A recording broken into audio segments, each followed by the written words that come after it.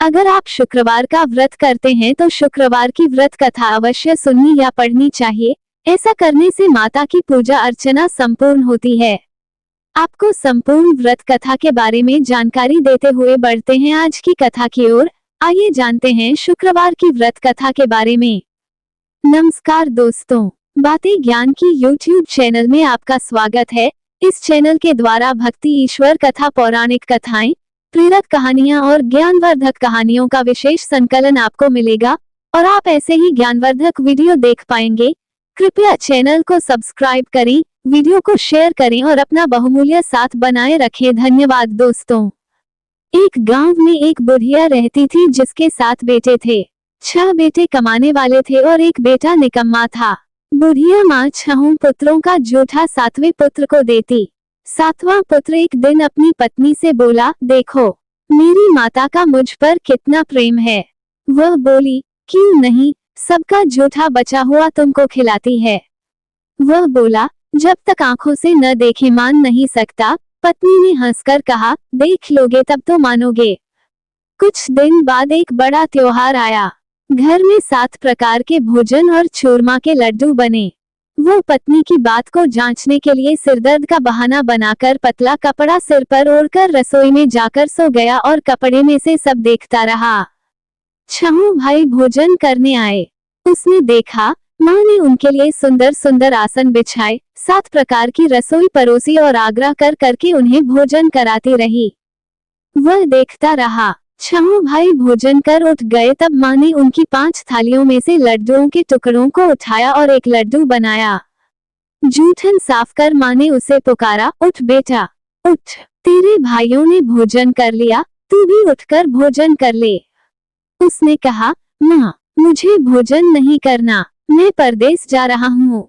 माता ने कहा, कल जाना हो तो आज ही जा। वह बोला, हाँ हाँ जा रहा हूँ। ये कहकर वह घर से निकल गया। चलते समय उसे पत्नी की याद आई। वह गौशाला में कंडे थाप रही थी। वहां जाकर वह बोला, मेरे पास तो कुछ नहीं है, यह अंगूठी है, सो ले लो और अपनी कोई निशानी मुझे दे दो। वह बोली, मेरे पास क्या है, ये गोबर भरा हाथ है। ये कहकर पत्नी ने उसकी पीठ पर गोबर के हाथ की थाप मार दी। वह चल दिया। चलते चलते दूर देश में पहुंचा। वहां एक साहूकार की दुकान थी। वहां जाकर बोला, सेठ जी मुझे नौकरी पर रख लो। साहूकार को नौकर की सख्त जरूरत थी। साहूकार ने कहा, काम देखकर तनख्वाह मिलेगी। उसने कहा, सेठ जी जैसा आप ठीक समझें। उसे साहूकार के यहाँ नौकरी मिल गई। वो वहां दिन रात काम करने लगा। कुछ दिन में दुकान का लेन देन, हिसाब किताब, ग्राहकों को माल बेचना, सारा काम करने लगा। साहूकार के 7-8 नौकर थे। वे सब चक्कर खाने लगे, लेकिन उसने अपनी लगन, परिश्रम और ईमानदारी से सभी को पीछे छोड़ दिया। उसे अपने किए का फल मिला। सेठ ने भी उसका काम देखा और 3 महीने में ही उसे मुनाफे में साझीदार बना लिया। परिश्रम करते करते 12 वर्ष में ही वह नगर का नामी सेठ बन गया और सेठ अपना सारा कारोबार उस पर छोड़कर बाहर चला गया। इधर उसकी पत्नी पर क्या बीती वह सुने। सास ससुर उसे दुख देने लगे। गृहस्थी का काम करवाकर उसे लकड़ी लेने जंगल में भेजते। इस बीच घर की रोटियों के आटे से जो भूसी निकलती, उसकी रोटी बनाकर रख दी जाती और फूटे नारियल की नरेली में पानी दिया जाता। इस तरह दिन बीतते रहे। एक दिन वो जब जंगल में लकड़ी लेने जा नहीं थी तब उसे रास्ते में बहुत सी स्त्रियां संतोषी माता का व्रत करती दिखाई दी। ये वहां खड़ी होकर पूछने लगी, बहनों ये तुम किस देवता का व्रत करती हो और इसके करने से क्या फल होता है? इस व्रत के करने की क्या विधि है? यदि तुम अपने इस व्रत का विधान मुझे समझाकर कहोगी तो मैं तुम्हारा बड़ा एहसान मानूंगी। उनमें से एक स्त्री बोली, सुनो, ये संतोषी माता का व्रत है। इसके करने से निर्धनता, दरिद्रता का नाश होता है, लक्ष्मी आती हैं, मन की चिंताएं दूर होती हैं, मन को प्रसन्नता और शांति मिलती है, निपुति को पुत्र मिलता है, प्रीतम बाहर गया हो तो वह शीघ्र लौट आता है, कुंवारी कन्या को मन पसंद वर मिलता है, चलता मुकदमा खत्म हो जाता है। कलह क्लेश की निवृत्ति हो, मुख शांति होती है, घर में धन जमा हो, धन जायदाद का लाभ होता है तथा और भी मन में जो कुछ कामना हो सब संतोषी माता की कृपा से पूरी हो जाती हैं। इसमें संदेह नहीं। वह पूछने लगी, ये व्रत कैसे किया जाता है, ये भी बताओ तो बड़ी कृपा होगी। वह स्त्री कहने लगी, बिना परेशानी, श्रद्धा और प्रेम से जितना भी बन सके प्रसाद लेना। 5.25 पैसे से 5.25 आने तथा इससे भी ज्यादा शक्ति और भक्ति के अनुसार गुड़ और चना लें। हर शुक्रवार को निराहार रहकर कथा कहना, सुनना। इसके ऊन बीच कम नहीं टूटे। लगातार नियम पालन के करना।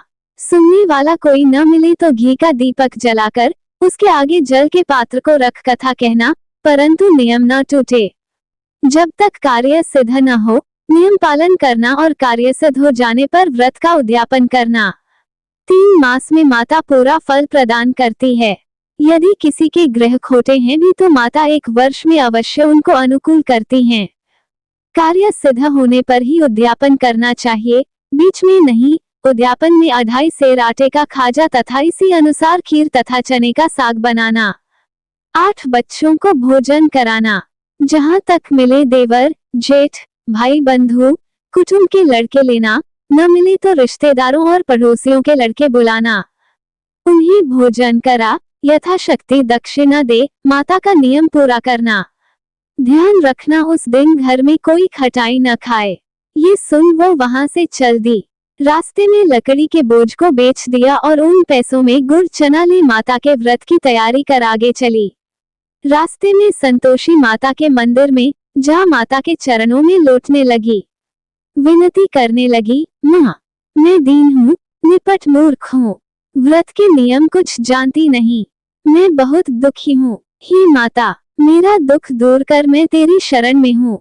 माता को दया आई। एक शुक्रवार बीता कि दूसरे शुक्रवार को ही उसके पति का पत्र आया और तीसरे शुक्रवार को उसका भेजा हुआ पैसा आ पहुंचा।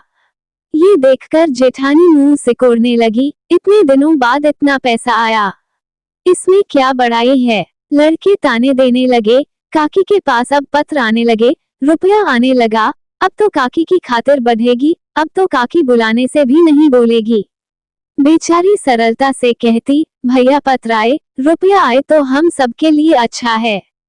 ऐसा कहकर आंखों में आंसू भरकर संतोषी माता के मंदिर में जा मातेश्वरी के चरणों में गिरकर रोने लगी। माँ, मैंने तुमसे पैसा नहीं मांगा, मुझे पैसे से क्या काम, मुझे तो अपने सुहाग से काम है, मैं तो अपने स्वामी के दर्शन और सेवा मांगती।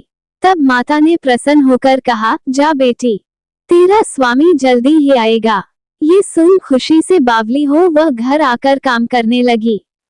संतोषी माँ विचार करने लगी, इस भोली पुत्री से मैंने कह तो दिया कि तेरा पति शीघ्र आएगा, पर आएगा कहाँ से? वह तो इसे स्वप्न में भी याद नहीं करता, उसे इसकी याद दिलाने तो मुझे ही जाना पड़ेगा। संतोषी माता ने उस बुढ़िया के बेटे को स्वप्न में समझाया, पुत्र, तेरी घरवाली कष्ट उठा पाँच रही है। ये बोला, हाँ माता, ये तो मुझे भी मालूम है, परंतु क्या करूं, वहां कैसे जाओ? परदेश की बात है, लेन देन का सारा हिसाब किताब है, कोई जाने का रास्ता नजर नहीं आता। आप ही कोई राह दिखाएं कि वहां कैसे जाऊं। माँ कहने लगी, सवेरे नहा धोकर संतोषी माता का नाम ले, घी का दीपक जला दंडवत कर और दुकान पर जा बैठना। देखते देखते तेरा लेन देन चुक जाएगा, जमा माल बिक जाएगा, सांझ होते होते धन का ढेर लग जाएगा। वो अगले दिन सुबह बहुत जल्दी उठा। उसने अपने मित्र बंधुओं परिचितों से स्वप्न में माता द्वारा कही गई बात कह सुनाई। वे सब उसकी बात सुनकर उसकी खिल्ली उड़ाने लगे। वे कहने लगे कि कहीं कभी सपने की बात भी सच्ची होती है। एक बूढ़ा व्यक्ति बहुत समझदार था। वह बोला, देखो भाई, मेरी बात मानो, इस तरह सांच या झूठ कहने के बदले देवता ने जैसा कहा है वैसा ही करना, तेरा क्या जाता है। बूढ़ी की बात मानकर नहा धोकर उसने संतोषी माता को प्रणाम किया। फिर भी का दीपक जलाकर दुकान पर जा बैठा। शाम तक धन का ढेर लग गया। वह हैरान हुआ, मन में संतोषी माता का नाम ले, प्रसन्न हो, घर जाने के वास्ते गहना कपड़ा व सामान खरीदने लगा। सब काम से निपट अपने घर को रवाना हुआ। उधर उसको पत्नी जंगल में लकड़ी लेने गई। लौटते वक्त थक जाने के कारण संतोषी माता के मंदिर पर विश्राम करने बैठ गई। ये तो उसका रोज रुकने का स्थान था। धूल उड़ती देख उसने माता पूछा, हे माता, ये धूल कैसी उड़ रही है? माँ ने कहा, हे पुत्री, तेरा पति आ रहा है। अब तू ऐसा कर, लकड़ियों के 3 बोझ बना, एक नदी के किनारे रख, दूसरा मेरे मंदिर पर और तीसरा अपने सिर पर रख। तेरे पति को लकड़ी का गड्ढा देखकर मोह पैदा होगा। ये वहां रुकेगा, नाश्ता पानी बना खाकर माँ से मिलने जाएगा। तू लकड़ी का बोझ उठाकर जाना और बीच चौक में गड्ढा डालकर 3 आवाजें जोर से लगाना, लो सासू जी, लकड़ियों का गट्ठा लो, भूसी को रोटी दो, नारियल के खोपरे में पानी दो। आज कौन मेहमान आया है? संतोषी माँ की बात सुनकर वह बहुत अच्छा माँ कहकर प्रसन्न मन से लकड़ियों के 3 बोझ बना लाई। एक नदी के तट पर, दूसरा माता के मंदिर पर रखा। इतने में ही मुसाफिर वहां आ पहुंचा। सूखी लकड़ी देख उसको इच्छा हुई कि अब यहीं विश्राम कर ले और भोजन बनाकर खा पीकर गांव चले। इस प्रकार भोजन कर विश्राम कर वह अपने गांव में आ गया। उसी समय बहू सिर पर लकड़ी का गड्ढा लिए आई। उसने गड्ढा को आंगन में डाल जोर से 3 आवाजें दी, लो सासू जी, लकड़ी का गड्ढा लो, भूसी की रोटी दो, नारियल के खोपर में पानी दो। आज कौन मेहमान आया है? ये सुनकर सास ने अपने दिए हुए कष्टों को भुलाने के लिए कहा, बहू, तू ऐसा क्यों कहती है? तेरा मालिक ही तो आया है। बैठ, मीठा भात खाकर कपड़े गहने पहन। पत्नी की आवाज सुनकर उसका स्वामी बाहर आया और उसके हाथ में पहनी अंगूठी देख व्याकुल हो गया। उसने माँ से पूछा, माँ, ये कौन है? माँ बोली, बेट, तेरी पत्नी है। आज 12 वर्ष हो गए हैं जब से तू गया है, तब से सारे गांव में जानवर की तरह भटकती फिरती है। कामकाज कुछ करती नहीं, 4 समय आकर खा जाती है। अब मुझे देखकर भूसी की रोटी और नारियल के खापरे में पानी मांगती है। वह बोला, माँ, मैंने इसे भी देखा है और तुम्हें भी। मुझे दूसरे घर की चाबी दो, मैं उसमें रहूंगा। ठीक है बेटा, जैसी तेरी मर्जी, कहकर माँ ने चाबी का गुच्छा बेटे के सामने रख दिया। उसने दूसरे घर को खोलकर सारा सामान जमाया। एक ही दिन में वहां राजा के महल जैसा ठाट बाट बन गया। अब क्या था, वह सुख भोगने लगी। अगला शुक्रवार उसने पति से कहा, मुझे संतोषी मात का उद्यापन करना है। पति बोला, बहुत अच्छा, खुशी से कर लो। वह उद्यापन की तैयारी करने लगी। जेठ के लड़कों को भोजन के लिए कहने गई, उन्होंने मंजूर किया। परंतु पीछे से जेठानी ने अपने बच्चों को सिखलाया, देखो रे, भोजन के समय सब लोग खटाई मांगना, जिससे उसका उद्यापन पूरा न हो। लड़के भोजन करने आए, खीर पेट भरकर खाए, परंतु बात याद आते ही कहने लगे, हमें कुछ खटाई खाने को दो, खीर खाना हमें भाता नहीं, देखकर अरुचि होती है। लड़के उठ खड़े हुए, बोले, पैसे लाओ। भोली बहू कुछ जानती न थी, उसने उन्हें पैसे दे दिए। लड़कों ने बाजार जाकर उन पैसों से इमली खरीदी और खाई। ये देखकर बहू पर माताजी ने कोप किया। राजा के दूत उसके पति को पकड़कर ले गए। अब सब मालूम हो जाएगा जब जेल की रोटी खाएगा। बहू से यह वचन सहन नहीं हुए।